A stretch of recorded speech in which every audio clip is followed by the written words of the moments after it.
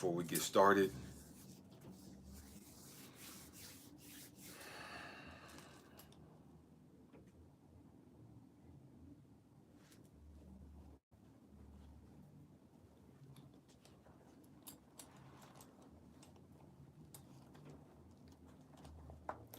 Come on in, family. Come on in. Come on in.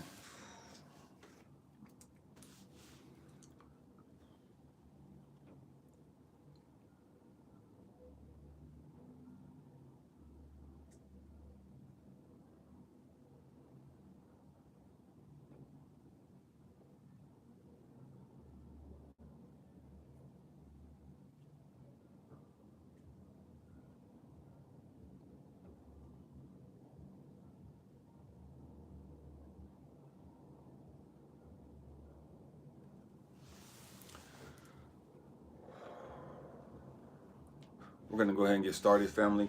Man, on behalf of my mother-in-law, man, I bless each and every one of you for being on this live. For those of you that's sketching this live, man, I bless you. You know what I mean? Man, I thank you for being here. For those of you that catch this on a replay, man, I bless you as well, and I thank you for being here. What's up with you, Jose? Man, today in America, today is Thanksgiving. You know what I mean? I don't celebrate Thanksgiving. But it is what it is. You know what I mean? I just wanted to come on and just touch base with you guys. Man, there's some stuff that I want to take care of that I need to take care of. Jose, I saw your email. I'm gonna hit you up tomorrow sometime. All right, man. Bless you. I thank you for that email. It's just been real busy today, but I will touch base with you tomorrow, Jose. What was I saying? I don't really celebrate Thanksgiving, but man, I want to jump on and just, man, bless you guys with this. You know, this has been heavy on me, you know, for last couple of days. You know what I mean? This has been on me for a couple of days. Today I spent the day out in the park, you know. And it's a trip because while I was out there in the park, there's some stuff that I was taking care of while I was out there. And for those of you that's been with me for a minute, man, I always see my mom. You know what I mean? Well, not always see my mom. My mom's been gone since 1972, you know. But she always manifests as a hawk, you know. And today I was taking care of some business out there, and man, this hawk came down and it was just perched up on this like branch, and it was like just staring at me, waiting for me to pay attention. What's up with you, Don? And so this hawk was just staring at me, right? And I looked up and then just flew down on this little metal fence around the tree area, right? And it was just looking at me, and I was just looking at it, and I just started smiling. It's like this joy, this peace just came over, and then it just flew up. It's like all they wanted to do is just get my attention. You know what I mean? All the hawk wanted to do was just get my attention, and it flew off. You know, once it brought a smile to my face, it was all good. You know, stay with me. We're gonna go somewhere today. And I was sitting there and I was just reflecting on this past year. And this is the reason why I want to have this conversation with you guys. Man, it's the end of the year. We're coming up on the end of 2022. You know what I mean? Man, before you know it, we'll be knocking at the door of 2023. And it's a trip because when you look at people, everybody says, man, next year is going to be my year. Man, 2023 is going to be my year. 2024 is going to be my, and it's always the next year. You know what I mean? It's always next year we're gonna do something. It's always the next year that, you know, that, man, all we expect all these blessings. We expect all this stuff to happen for us in our life. And it seems as though, man, this year has been the most troubling, the most chaotic, the most jacked up year. You know what I mean? And so we're always looking forward to next year. And so I was sitting there and I was out in the park and I was just reflecting on some stuff. And God had reminded me of, man, some of the people in my life that had told me that, man, and I made a post about this on social media, on Facebook and Instagram, that some people told me last year, man, you're old, you're washed up, you're useless. You know what I mean? You ain't shit. You know what I mean? And so God was sitting there, and I was sitting there smiling, and I was looking at this hawk, and God brought back to my remembrance all the stuff that I got accomplished this year. Stay with me. We're going somewhere. We're talking about, what are you afraid of? What are you afraid of? And I didn't ask you, are you afraid of something? I asked you, what are you afraid of? Because you're afraid of something. You know what I mean? You are afraid of something. Most people say, I'm not afraid of nothing, they will do. And they're lying. They don't really know who they are. They don't really know what's going on in their ego. They don't really know what's going on in their subconscious thoughts. You know what I mean? They haven't really done their dark night of the soul stuff. You know what I mean? They haven't really dealt with their trauma, because we're all afraid of something. We're all afraid of something. And so that's why I asked the question, what are you afraid of? And we're afraid of a lot of shit. You know what I mean? Most of us are afraid of a lot of stuff. And we're going to tackle some of that today. And so I was sitting there and I was reflecting on this year. And I was reflecting on life and just, man, all these people that told me that, man, and then I'm talking about family members. I'm talking about people that was close to me, told me that, man, I wasn't shit. I was old. I was washed up. I was useless, blah, blah, blah, blah. And God showed me back down, man, Elijah, just this year, you published your book. Earlier this year, you published your book. Earlier this year, you published 3 magazines. You put out several music videos. Earlier this year, you did something you've been wanting to do for the longest time. You got your Reiki Master certification. I've been wanting to do that for the long, but I was scared to do that because I was so stuck on this religious stupid stuff as far as studying Reiki. I've been studying it for years, but I never really dove off into it to get my certification and to be able to teach people how to use Reiki. You know what I mean? Because of all the stupid stuff that Christians had told me throughout the years. You know what I mean? And so I had to overcome that fear. I had to overcome, man, what would these Christians say? What would these people say that, man, you're a Reiki practitioner and you're da-da-da-da and all this other stuff? Man, I had to deal with that stuff. Earlier this year, I started a course. I love yoga. You know what I mean? I love bodybuilding, you know, and I have people that I'm training that I'm working with, you know, exercising with. But one of the things about bodybuilding and working out, man, you have to know how to use your muscles. You have to know how to use your tendons. You have to know how to stretch and all that other stuff. And yoga is so great in that aspect. Yoga is such a phenomenal thing. And I was thinking to myself, like, man, I've never done a video really talking about the benefits of yoga. I've never really made a video. And one of the subscribers, Libra Love, she's been with me probably one of the longest subscribers I've had. And she asked me a while back, earlier this summer, to make a video on a meditating video. I've made all kinds of videos on meditating, but she asked me to make a like a do-it-yourself meditation video, you know what I mean? A meditation where people could meditate with me, you know what I mean? And so I told her I would do it, and I was sitting there and I was thinking about all this stuff today, and God was just bringing all this stuff back to me. Elijah. And one of the things I'm gonna do probably within the next week, I'm gonna get a chakra meditation out. How to cleanse our chakras, you know what I mean? How to open up our chakras, you know what I mean? And I'm gonna do some videos on chakra work, you know what I mean? I'm gonna do a whole lot more stuff other than just, because that's all a part of growth and development. That's all part of us understanding who we are. That's all part of us knowing who we are and understanding why we have these blockages, why we have these anger issues and all this other stuff, and why we're stuck and trapped in certain areas of our life. And so by understanding the chakras and all this other stuff, man, that helps us in all this other stuff. And so going forward, that's some of the stuff that we're going to be tackling for the rest of this year. Okay. And so I was sitting there and God was just showing me all this stuff. Elijah, look at all the stuff that you've accomplished this year. All the stupid stuff that people said you wasn't. All the stuff that people turned their back on. And look at all the stuff that you've accomplished this year. Stay with me. We're talking about what are you scared of? The trip is so many of us, we've been so programmed to believe that we're not crap. We've been so programmed to believe that, man, we're going to fail at everything. You know what I mean? And nothing's going to work out for us. And so we don't pursue our dreams. We don't chase or pursue what we're really passionate about because we have these fears. What if it don't work out? What if nobody believes in me? What if nobody supports me? What is my family going to think? You know what I mean? And it's a trip because I was talking to somebody today and they're talking to me about Russia, you know, and Ukraine and the war that's going on there. And it's like, man, I don't get caught up in that stuff. I don't even pay attention to that stuff. And it's like, well, how do you not watch this? And it's like, dude, I don't care. And it is what it is. Then it's like, well, why don't you? And they're talking about the politics and all that. It's like, look, man, I don't get caught up in all that stuff. I don't get caught up in what's going on in the news. Why? Because people are dying, people are being born, people are being killed. You know what I mean? There's a whole bunch of crazy stuff going on every day. I don't have to watch news to hear that somebody got shot and killed. I don't watch to hear news to hear that somebody got raped because I know this stuff happens.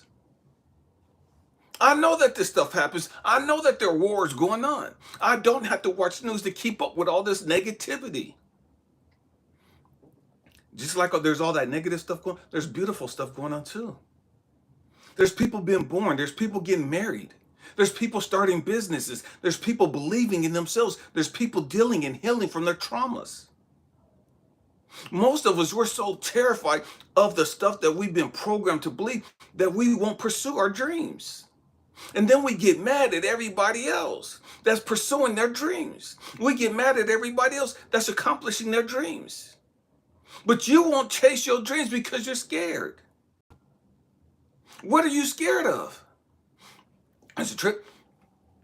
When I was a kid, they told me all the time. My aunt told me, it's like, man, you're gonna have to learn how to cook. You're gonna have to learn how to clean. You're gonna have to learn how to do whoop, do whoop, do whoop, do whoop. Why? Because ain't no woman gonna deal with you. No woman's gonna want to be with you. You're gonna be alone the rest of your life if you're not in a penitentiary. Nobody wants you. Nobody's gonna want you. This is stuff my auntie, my mother figure, was telling me as a kid, a Christian woman. And so I'm sitting there and all this stuff is in my subconscious thoughts. And so I'm in all these relationships. And because this one young lady broke my heart, in the back of my mind, I'm self-sabotaging myself.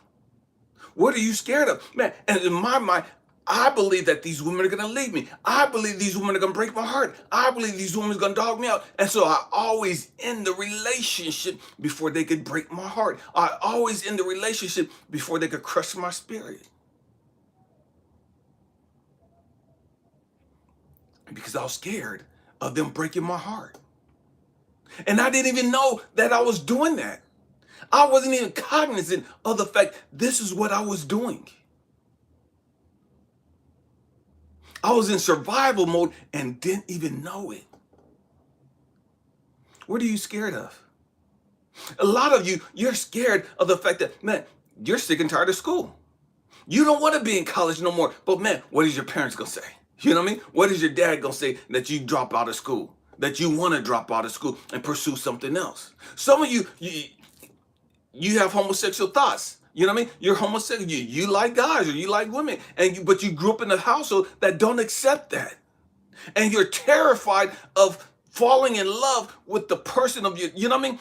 You're so terrified of showing your family who you really are because your family's not going to accept that. Your family's going to damn you to hell. Your family's going to disown you because they don't believe in homosexuality. And so many of us, man, we're living in the fucking closet. We like guys, but we won't say nothing because, man, I'm not ready to deal with this. What is my family, my daddy, my brothers, my cousins, you know what I mean? Or you like girls and you scared of what your family's going to say. And so you don't want to even be around your family when it comes to relationships. You don't want nobody to know your quote unquote secrets because you're scared. You're scared of the rejection. You're scared of what they're going to say to you. Some of you, man, you want to start businesses. You want to do something else other than what you're doing. You got a good job, but that's not what you're passionate about. You got a good job that pays the bills, but that's not what your drive is.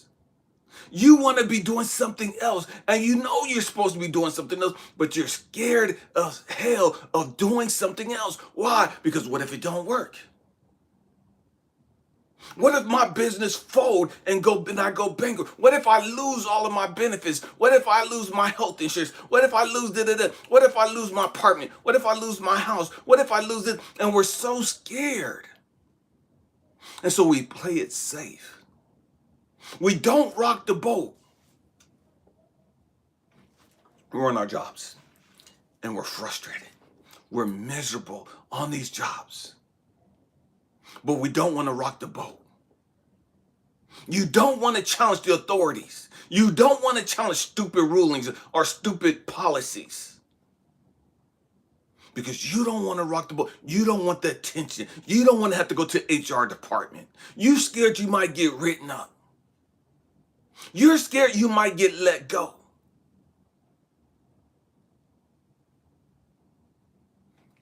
And so we have all these fears. You're in a relationship. What if this guy leaves me? Man, I can't raise these kids all by myself. What is this guy? I can't pay the rent all by myself. I can't pay the rent if this woman leaves me. I just got this car and now I'm stuck and I'm trapped in this relationship. I'm miserable. I'm frustrated. I'm lonely as hell in this relationship, but I gotta stay here because financially we make things work. Financially, man, everything is okay. But I can't do this all by myself. So I need his income. I need her income. I can't stand them. I'm frustrated and I'm burnt the hell out on them. But I need their money. I'm scared that I can't do this all by myself.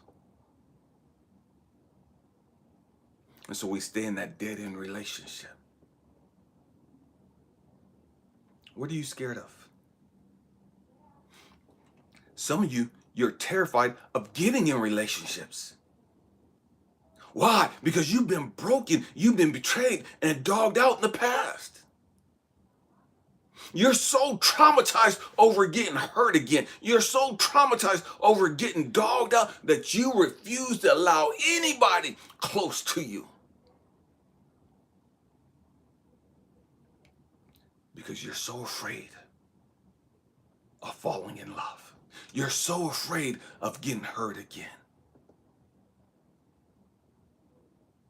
What are you afraid of? It's a trip because, man, fear is one of the most toxic emotions there is. Fear, man, because of fear, our bodies have so much sickness. Because of fear, our bodies have aches and pains. We can have backaches and hot migraines and other problems in our joints and knees and elbows and every chest and shoulders and everything else. Because of fear, man, that could mess up your sleeping pattern.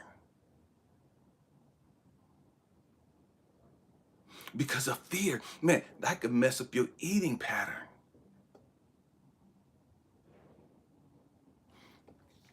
I used to work at the prison with this young lady, and overweight, obese young lady. And she's only in her like mid-20s, you know? And I was talking to the guys one day, and I was just having a real heart-to-heart conversation with them about some stuff. And she was a counselor, and I'm looking at her, and she's crying. And I'm talking to the inmates, the guys, right? And I'm like, man, what the heck is going on with this girl? You know what I mean? What is she dealing with? And so I'm having this heart-to-heart with these inmates, with the guys, and I'm pouring out into them, and I can't even remember what we were talking about. And so we go into the office after I'm done, and she comes in, and she's just bawling. She's like, I finally get it. Her name was Tanya. I'm like, what are you talking about, Tanya? What's going on with you? Because I'm like the senior, I'm the head counselor in the group, right? And I got all these new staff members, and I'm training them how to do seminars. I'm training them how to give lectures and speeches to these guys and how to train these guys or train these staff so that they can teach these guys certain curriculum. And I'm like, what's going on with you? I've never seen you get emotional out there on the floor. Why are you crying? Are you okay? And she's sitting there and she's just bawling and she talks about, I get it. And I'm like, okay, you get what? What are you talking about? And she's talking, I finally understand why I'm so overweight. And I'm like, I would have never brought that conversation up to her. You know what I mean? They're like, what are you talking about, Tanya? And she talked about how when she was a little kid, she was like this gorgeous little young lady. Her family dressed her up and she was like this little kid model. And she showed me pictures. She was this little model, makeup on and all that other stuff. And as she got a little older, her family used to always have these pictures of her, and everybody used to talk about how gorgeous and how pretty she was. And one day her uncle molested her. And then her cousin, male cousin, molested her. Because she was so gorgeous. Because she was so pretty. So in her mind, she didn't want to be pretty no more. She was terrified of being pretty. She was terrified of being attractive. Because being pretty, being attractive, being cute brought her pain and suffering from her own family. And so in her, she had to become ugly. She had to become unwanted. She had to become unattractive. Because if she was unattractive, nobody would rape her. Nobody would violate her. Nobody would see her as a sexual object. Nobody would want to have sex with her against her will. And so she began letting herself go because she didn't want to be pretty anymore. Because being pretty brought her pain. What are you scared of? What are you scared of?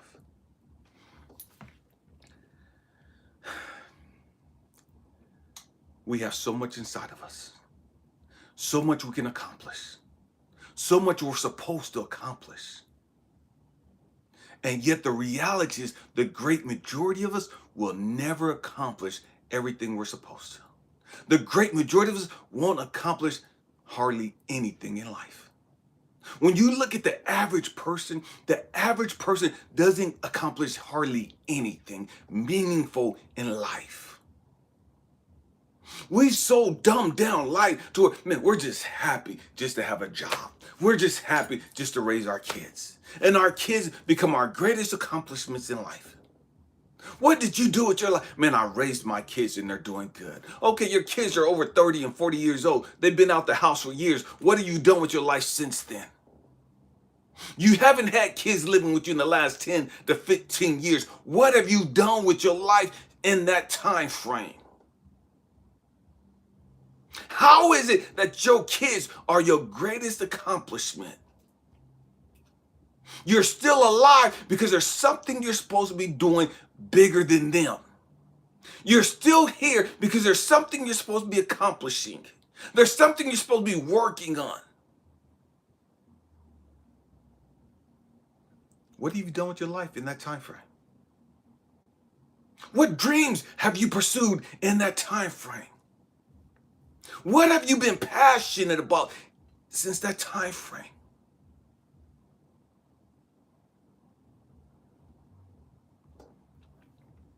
The late Dr. Miles Monroe, he said, the greatest wealth is not found in any bank. The greatest wealth is not found in the castles or the palaces of London. The greatest wealth is not in the castles and the kingdoms in Iraq and Kuwait and Saudi Arabia and all these other Arabic countries. The greatest wealth is not found in any depository. It's not found at Fort Knox. The greatest wealth is not found in any banking institution. The greatest wealth is found in the graveyards. In the graveyards. Books that coulda, shoulda been written, but they never were. Movies, cures that should have been produced. Songs that coulda, shoulda been written. They never were. Inventions that coulda, shoulda been invented, but they never were. Why? Because people didn't believe in themselves. And so they got all these things inside of them that they're supposed to give humanity. This is supposed to be their contribution to make the world a better place. This is supposed to be their contribution, whether it's a song or songs, movies, books, cures, whatever, scientific inventions, technology, whatever their thing was within them. They didn't believe in themselves. And they took them with them to the grave. They took all that they could have left to make this world a better place. They brought it in the world with them, and they took it out of the world with them. One of the greatest tragedies a man can face. They say it is the greatest tragedy. It's not accomplishing what you came here to accomplish. You came here and you've gone through all the pain, all the hurt, all the rejection, all the you've gone through all that you've gone through. And you didn't even accomplish what you came here for. That's a tragedy. That's the greatest tragedy of a person's life. It's not a tragedy that you want to start a business and you failed several times, but you kept getting back up and pursuing your dreams. It's not a tragedy that you got divorced. It's not a tragedy that you've been to the prison, or strung out on dope. That's not a tragedy. There's a whole lot of people that's been strung out on dope. There's a whole lot of people that's been to the pen. And they turned their life around and they've done amazing things since then. I used to work at Corcoran State Prison. Robert Downing Jr. used to be at Corcoran State Prison. The well-known Iron Man. That's probably one of his biggest movies, Iron Man. That guy, that actor, was strung out on dope. Robert Downey Jr. had drug problems. Bad.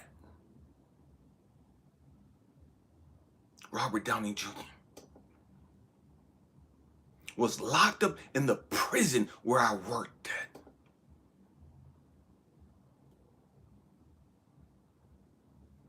After he dealt with his demons, he changed his life. When you look at him today, you would never imagine that that guy was strung out on dope. When you look at him now, you can't even see, man, that guy was locked up in the prison system. That guy has a felony. So don't tell me just because you've been to the pen, don't tell me just because you got a misdemeanor or a felony charge that, man, you can't accomplish what you came here to do. Don't tell me you can't reach your full potential because you've been divorced, because you're a baby mama or you're a baby daddy.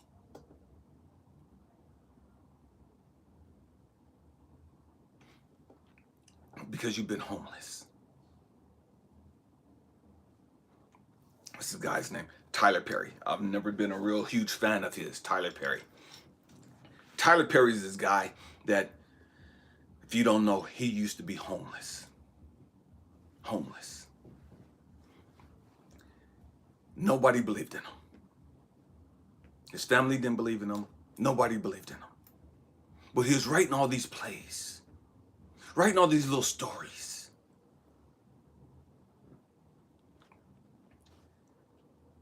Medeas. All these Medea movies, all these Medea stories, plays.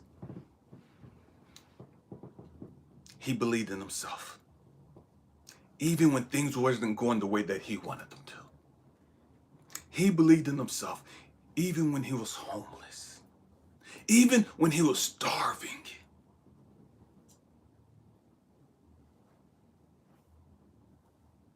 When none of the other bigwigs would give him a chance. He kept getting told no. And so many of us, we would have gave up. So many of us like, I knew this story wasn't good enough. I knew I wasn't good enough. And I don't know why I believed that I could write these stories. I don't know why I believed that I could be a movie producer. I don't know why I believed I could do this and do this and do this. I don't know why I believe this stupid stuff. And these people just told me I knew I wasn't shit. And we believe that stupid stuff. Tyler Perry has a movie studio in Atlanta. It's bigger than Warner Brothers. It's bigger than Sony Studios out in California. He has the largest movie production company. Tyler Perry. This black guy that was homeless. This black guy that everybody kept telling him he wouldn't do shit. He wouldn't amount to shit. Everybody kept telling him no. But he believed in himself. Why did I bring up his color? because there's so many black people in America and in the world that have this victim mentality. Man, the white man won't let us do this. The white man won't let us do this. And the powers to be, and the power, and we gotta break that stupid ass fucking belief system. That keeps us stuck on fucking ignorance. That keeps us trapped in our fucking dungeon. You're never going to reach your full potential thinking, man, the white man is against me. The white man won't let us have a chance. The white man's always holding us down. The white man won't give up the power. And all this stupid ass shit. We have to grow up. If Oprah Winfrey can start her own production, Harpo Productions. If Oprah Winfrey could start her own talk show and her own whatever she got going, she got a whole lot of stuff going. If she could do it as this black woman who went through all the crap that she's gone through, then why can't you? If Tyler Perry can have the largest, Hollywood's been around forever. We've been making movies in America forever. This black guy just bought the largest land in Atlanta and has the largest production company in the world. This black guy that was homeless, if he could do it, how come you can't do it?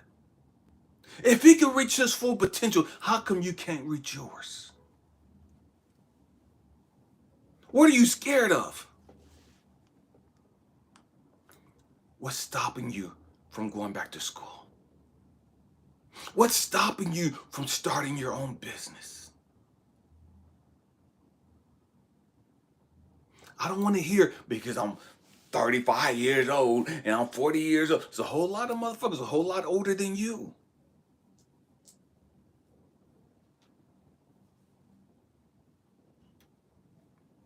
Why haven't you written that book yet? And see, here's the thing with social media. The trip is, if you write songs, if you play music, you really don't have to have the bigwigs to put your stuff out.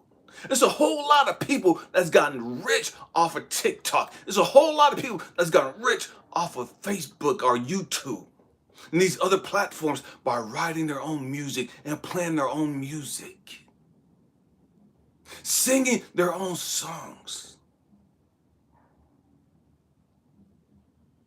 You could start your own business, your own clothing line, whatever it is you do. You don't have to do it the traditional, old-fashioned way.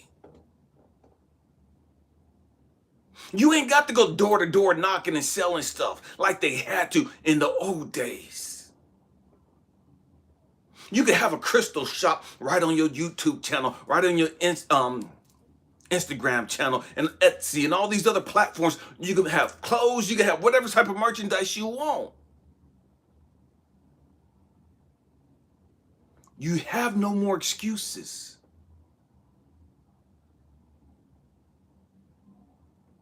You have no excuse. The truth is you're scared. Own that. Own that. You're scared. It don't matter how many times you failed. All it takes is one time for you to blow up. You know what I mean? All it takes is for you to get in alignment and do what you're supposed to do, and the right people will see it.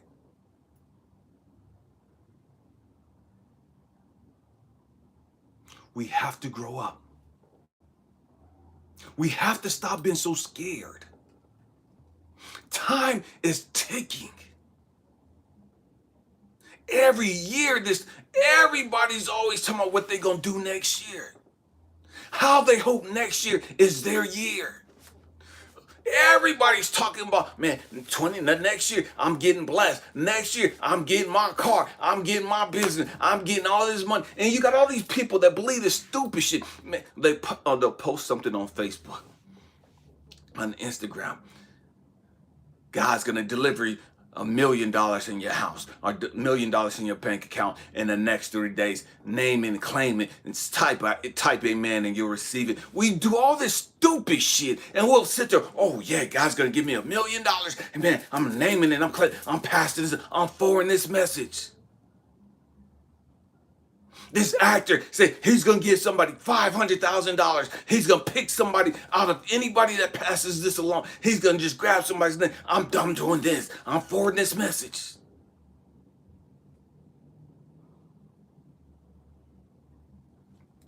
We do all this stupid stuff.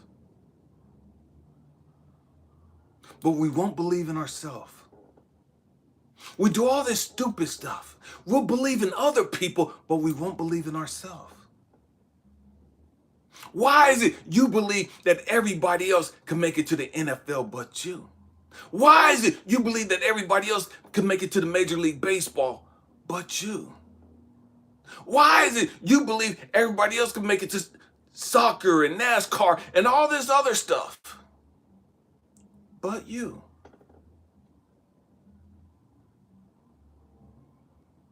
Why? What are you scared of? How many times have you been told that you were a failure? How many times have you been told that you wouldn't succeed? Do you really believe that? Because the truth is, the great majority of us, that's what we believe. We believe that we're not going to succeed. We believe that we're going to fuck some shit up. We believe we're going to make a mess of stuff. And so we keep manifesting that in our life, in every aspect of our life. Because we're scared. We're scared. And we believe this stupid stuff. So the great majority will never even try. You won't even try to lose weight anymore. You don't even try to eat healthy anymore.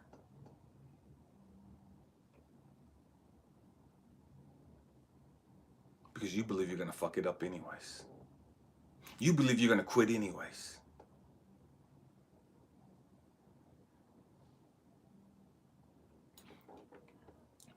What are you scared of? What are you scared of? I make this platform. I have this platform. I used to be terrified of talking and having heart-to-heart conversations. I used to be terrified of being transparent. What if they saw the real me? What if I open myself up and nobody wants to fuck with me? What if I open myself up and I'm being raw and real and transparent and everybody's laughing at me? Everybody's teasing me.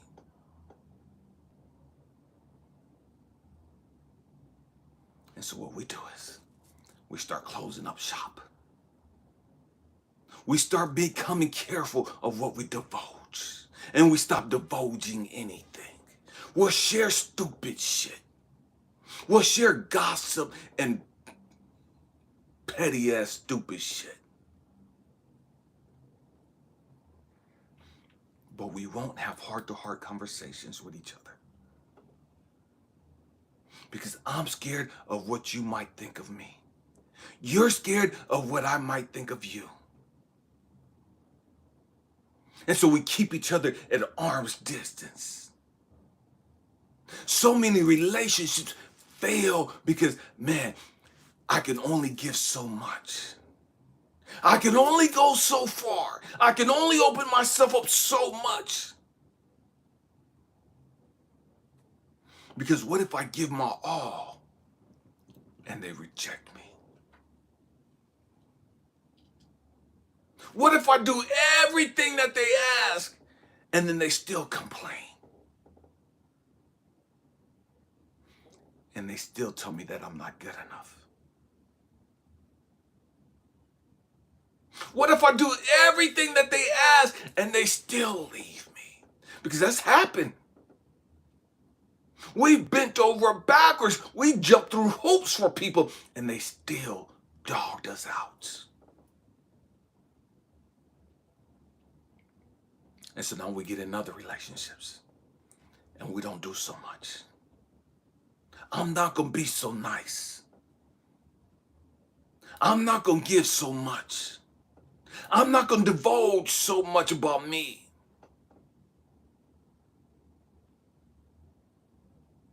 Because I don't want to get hurt again. Because I'm tired of being hurt. I'm tired of being made to feel like I'm not good enough. Everybody else is in relationships but me. I'm pretty, I'm sexy, I'm gorgeous, look at my titties, look at my ass, but I can't find a man and I can't keep a man.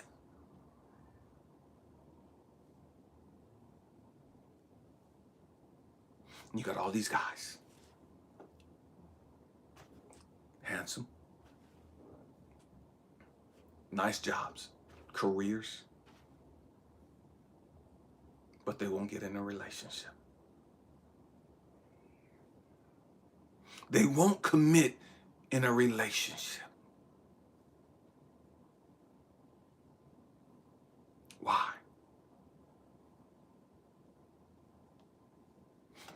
And the truth is, I thought I was being tough. I thought I was outsmarting everybody else. Because I got my heart broke in the past. So now I'm not going to let a bitch that close to me. Now I'm going to play the fucking field. Now I'm going to date a whole bunch of motherfuckers at the same time. Now I'm not committing to just one person.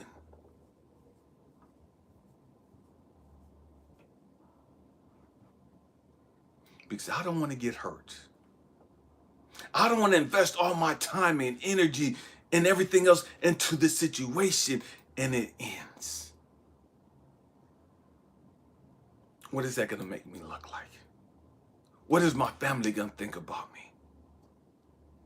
When you going to settle down and give me some grandkids? When you going to get married? When you going to buy a house? When you going to buy a car? And we got all these expectations.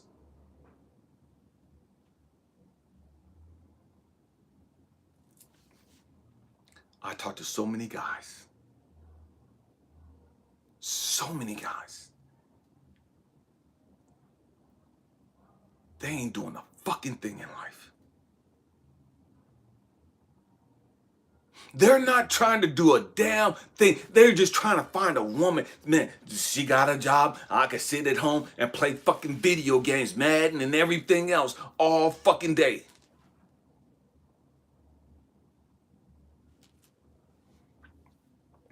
Because the expectations in life was too much for them. The expectation of being a real fucking man, because you're not no real fucking man sitting on your fucking ass playing video games all fucking day and you ain't doing a fucking thing but that, smoking and drinking and just sitting on your fucking lazy ass. That's not a fucking man.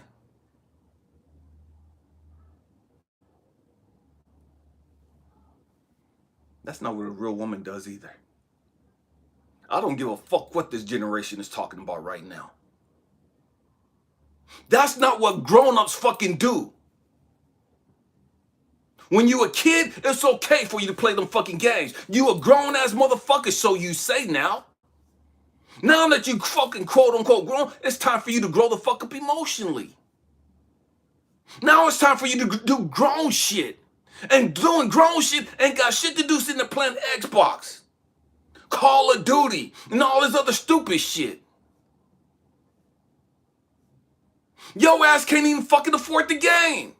You gotta depend on her to get you the fucking PS4 or PS5 or whatever the fuck they got now.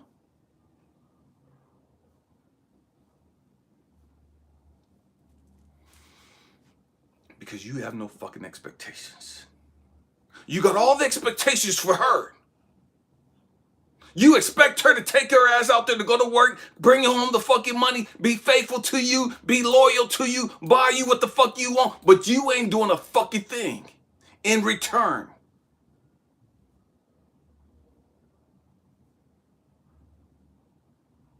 You don't want her to get so far up there because you want to hold her ass back and keep her beaten down. Why? Because what if she leave your raggedy, ratchet ass? So you don't want her to have fucking friends.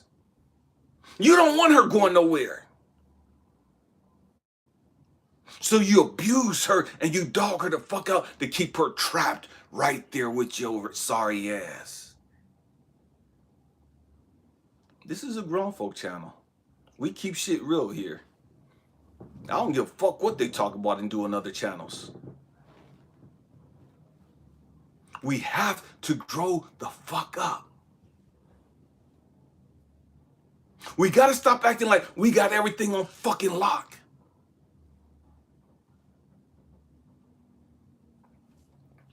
It's a damn shame now. Motherfuckers are more interested in playing fucking video games than they are into interacting with people the opposite sex or even the same sex. I don't give a fuck what your sexual orientation is.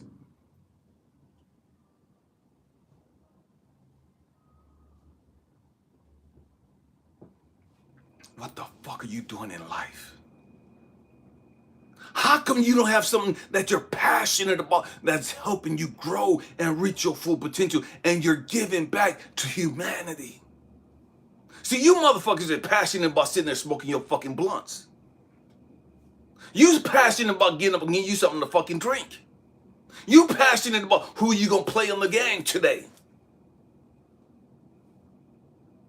And that's all the fucking passion you got.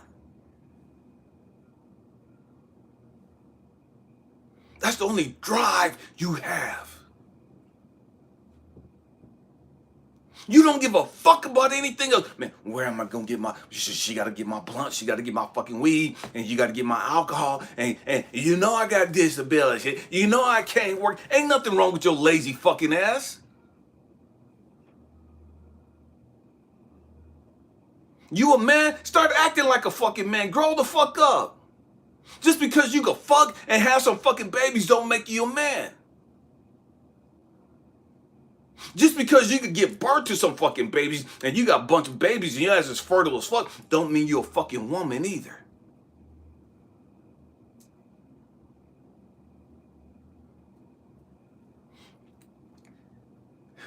Sitting on welfare should not be your fucking ambition in life. Seeing how much money you could collect from the fucking government. That's all you, man, they're gonna pay my rent, and they're gonna pay my electricity, and they're gonna put money on my EBT card, and the kids gonna eat free at school, and I'll get a little money for their school clothes, and that is all this stupid ass bullshit. You can't reach your full fucking potential being dependent on other motherfuckers and you ain't doing a damn thing with your fucking life.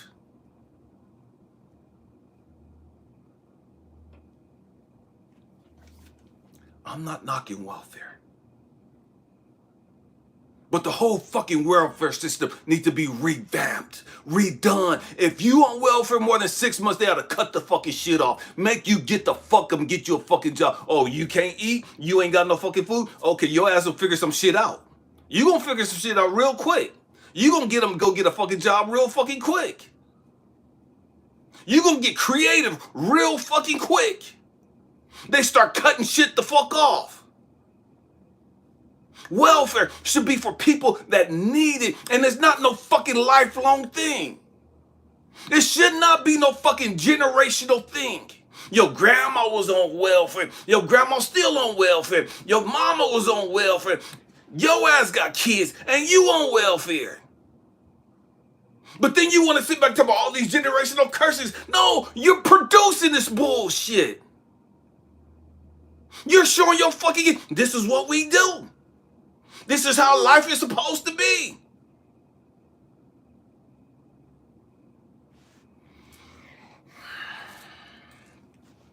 What are you afraid of? What are you afraid of?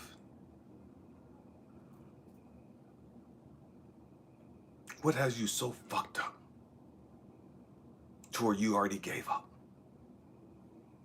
What has you so twisted and so messed up? Man, you're done. You're already done. You haven't hit 30 years of age yet, and you're already fucking checking out. You've already given up.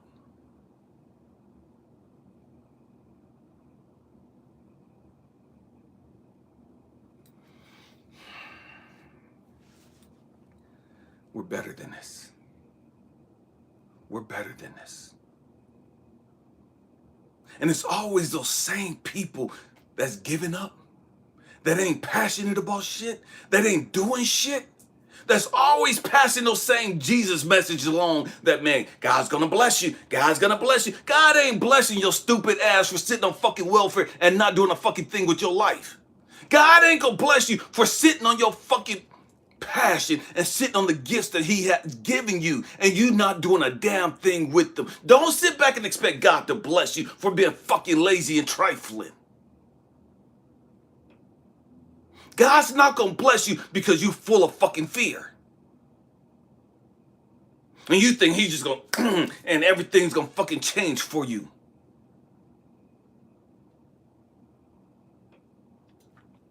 We have to grow up. I said, and it used to burn me up seeing all these people posting all this religious stuff. Man, $50,000 coming to me next year. Man, I'm claiming it. Amen, amen. Hallelujah. I'm manifesting it right now. No, the fuck you ain't.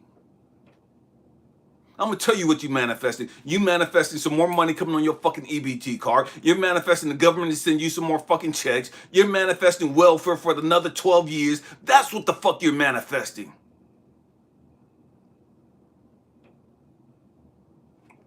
The rich get richer and the poor get poorer. And it's not the fault of the rich that your ass keep getting poor. That's your fucking fault because you not walking in your purpose. You not doing what you came here to fucking do. You sitting on your ass scared as fuck, don't want to do anything because what if I fail? What if it don't work out right? What if people don't support me? This YouTube plan. What if people don't watch my videos? What if people don't like my videos? What if people give me thumbs down? What if people say something mean? What if people complain about this? What if people complain about that? And what if people just don't even subscribe? There's so many fucking things to get scared of. There's so many things to get you caught up in your fucking emotions, to keep you trapped.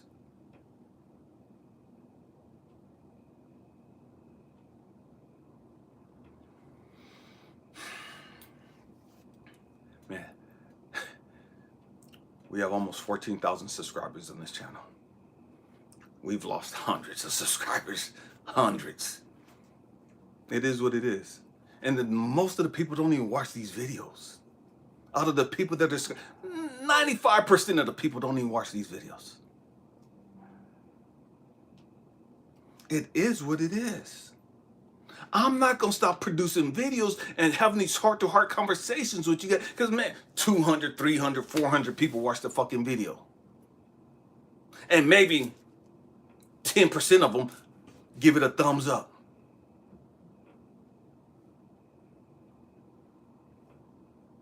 We have to grow up. We have to grow up. One of my favorite books.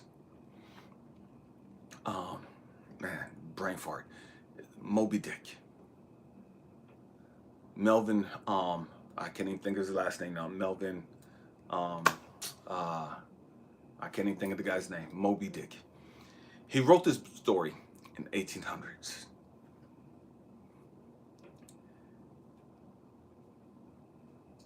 Herman Melville. That's the guy's name, I believe. Herman Melville wrote Moby Dick in the 1800s.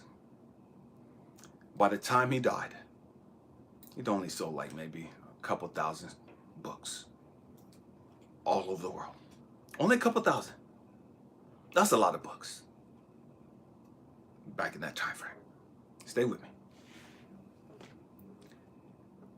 All the publishers and all that, book was an epic failure. The book was useless. The story, the plot was garbage.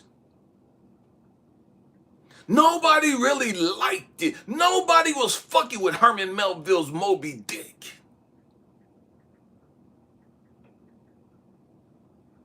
They didn't give a fuck about that story.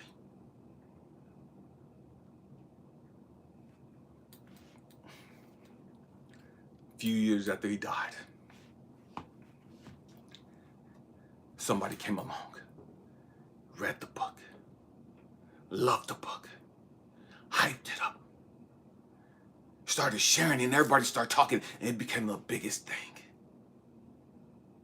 That same book that people said was garbage, that same book that people said wouldn't amount to shit, that same book that people said the plot, the story, and everything else was garbage. The people wouldn't understand it, the people wouldn't support it, the people wouldn't read it, the people wouldn't, the same fucking experts that said no to Moby Dick, the same fucking experts. So I tell you guys, man, be careful who you call a fucking expert. Everybody ain't a fucking expert. I don't give a fuck what titles they got. I don't give a fuck what degrees they got. Everybody ain't a fucking expert. And so all these fucking experts talking about this book is not going to do anything, and I'm not going to spend money publishing this book, and nobody's going to read it, nobody's going to like it, and then all this bullshit. Years after he passed away, that book blew up. That book is read and talked about at every fucking college in the world. You know what I mean? All colleges talk about that fucking book. In high school, they talk about that book. Movies have been made based on that book. The same book that people said wouldn't be shit. The same book that people said nobody would be interested in.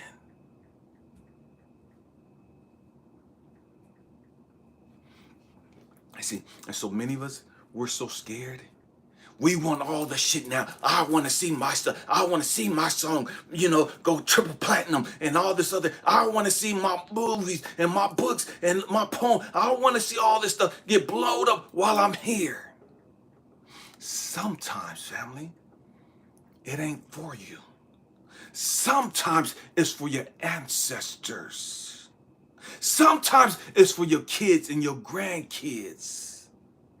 See, some of the shit that we're doing now, some of the shit that we're putting out into the world now, it's not going to reach this epic stage until after we're already fucking gone. And then people will be like, oh shit. And your kids, your grandkids, your great-grandkids will reap the benefits of you taking that fucking chance.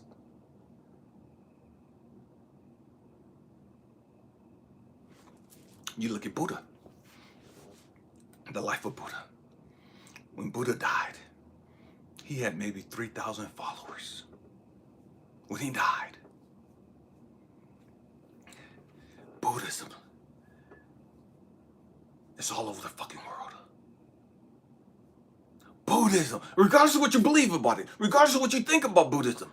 I'm not asking you that. I don't give a fuck what you think about it. This guy started a movement. And it's magnificently bigger, larger, greater than he imagined it being when he was alive. Christianity, Jesus Christ. Regardless of what you think about Christianity, regardless of what you believe about the Bible, Yahshua, whatever you want to call it, man, regardless of what you believe about that, Christianity is all over the world. There was a movement that took place long after Jesus was dead. While Jesus was here, people didn't give a fuck about what he was talking about. While Jesus was here, remember, Pilate gave them a choice. You got Barabbas, this known fucking murderer, this guy who's been convicted of murder. We'll let him go, or we'll let your Jesus go. Jesus who fed the 5,000s. Jesus who walked on water. Jesus who raised the dead. Jesus who gave the blind their eyes. Jesus who cast out demons and did all these things. The people didn't give a fuck about Jesus. The people chose Barabbas, this murderer, this convict, over Jesus.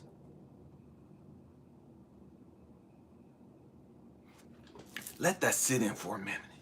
Meditate on that shit right there for a second. Jesus who did no wrong. Jesus who was quote unquote the Son of God. Jesus who was righteous and perfect. The people chose a convicted felon, a murderer, over Jesus. And yet Jesus, after his death, burial and resurrection, whatever you believe in, after Jesus was gone, his life, his story became a movement. It became a movement. We're not going to always see it in our lifetime. Whatever it is that you come in or do, man, maybe you're here to cure cancer. And you get it going, you get the ball going. And maybe after you're dead, another doctor picks it up. Man, this is what so-and-so did. And you're credited with curing breast cancer, colon cancer.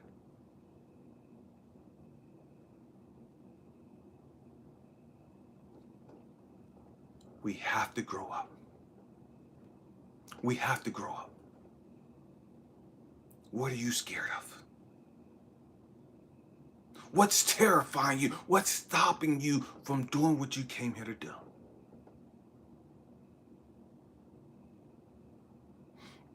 What's keeping you from going pedal to the metal? Full throttle.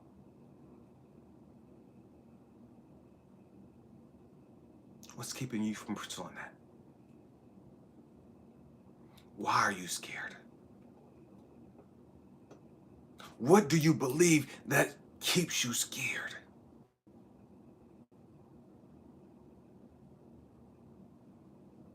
Man. My hope and prayer is that something's been said to help you understand, man, you don't have to be scared anymore. You don't have to be scared anymore. One of the things that I started doing this year, or this month, we used to charge $75 for 30 minutes counseling, for coaching session, a mentoring session. $150 for an hour session. Because this time of the year, so many people commit suicide. So many people are stuck in depression and fear and anxiety. We've dropped that price drastically. $1 a minute. Your session be as long as you want it to be. $1 a minute. My heart is telling me that's going to be the price going forward. It's not going to be just up to December or through December. Because it's not about the money. It's about helping people get past their fucking trauma. Get over their fucking fear. Deal with their fucking issues. We're too old for this bullshit. We're too old for this bullshit. To be walking around in fear. We have to let it go. We came here to let it go. We came here to do something righteous with our lives. We came here to have an impact on humanity. You cannot have an impact on humanity sitting there playing fucking video games and not doing a damn thing.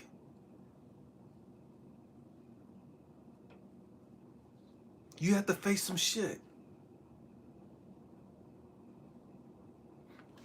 I'm close with this.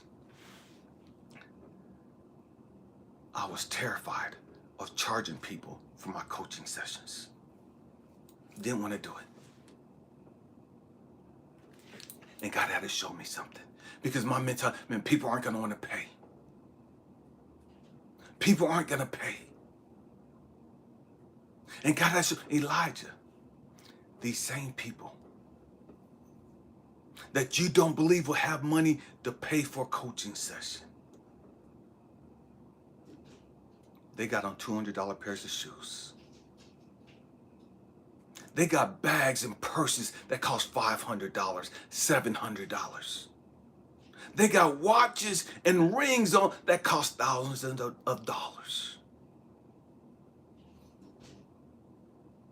They'll play all this money for video games. They'll spend all this money for alcohol. They'll spend all this money for get their fucking wigs.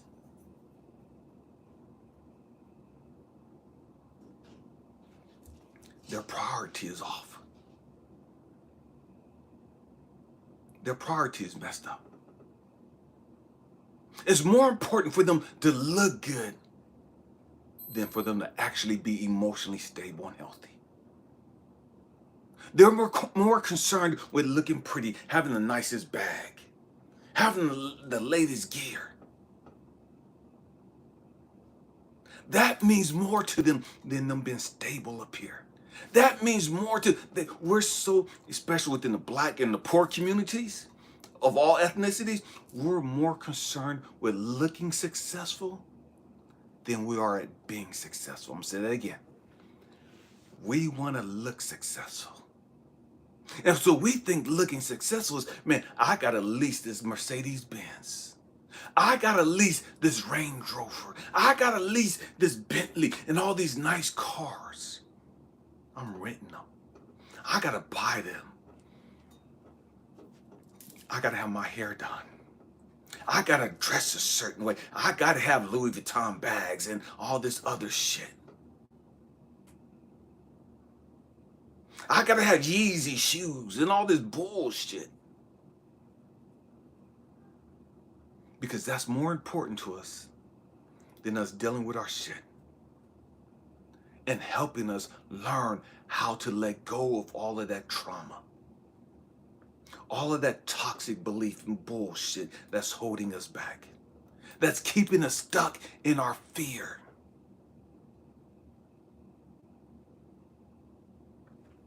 So we start drinking our fear away. We look forward to the weekends where we could just get fucking drunk and plastered. Now, we don't even wait for the weekend. Man, as soon as we get off work, if we've got a job, we get fucking high as hell. Because I'm so frustrated, I'm so miserable, I'm so depressed, I'm so sad. Man, at least this takes my mind off of it.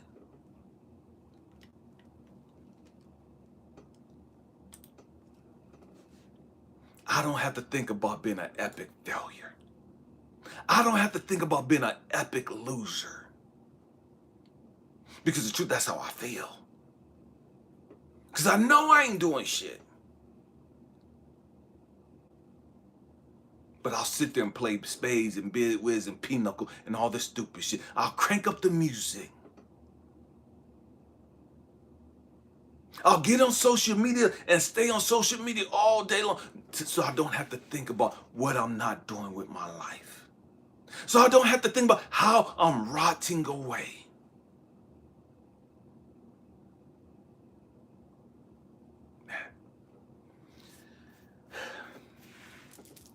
It is what it is. You know what I mean? It is what it is. If you're one of those people that hope and think that every year is going to be your year, and you're posting that shit all over Instagram and Facebook and everywhere else, and every year you're saying the exact same fucking thing, and you're going through the exact same bullshit every fucking year, it's time to break that cycle. You can break that cycle right here, right now. 2022 can be the last year you go through the same stupid bullshit. You could change your life. But in order to change your life, you have to change your mind. You have to change your belief system. You can't believe the same and keep doing the same stupid shit and expecting different results. You can't keep thinking you woke and you got everything figured out, and every fucking year you're in that same fucking rotten position.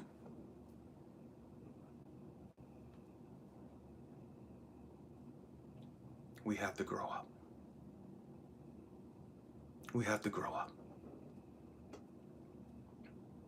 And it's okay to say that, man, I need help. It's okay to say, dang, I'm fucking lost. I thought I knew what the fuck I was doing. I thought I had this shit figured out. It takes a strong, courageous person to be able to raise their hand up and say, damn, I need some help. Damn, I'm fucking my shit up. You know what I mean? No, I'm not just fucking, I'm fucking my kids up in the next generation and generations after them. I'm fucking everything up. Because I'm not doing what I'm supposed to do. I know I'm supposed to be doing something else. I know I'm supposed to be doing something big. I just don't know what. I'm scared.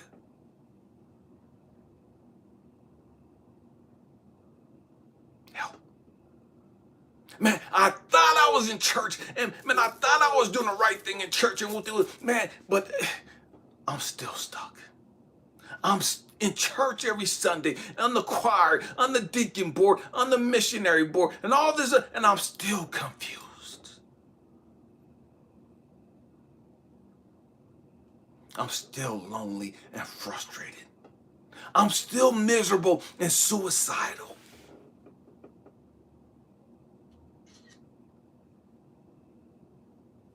You can get help. But you're going to have to swallow your pride. You can get help. But you have to make the first step. You got to start changing some shit. You got to let go of your fucking ego. Man. If you want next year to be different, you have to do something different. If you want next year to be epic, you got to be willing to do epic shit right now.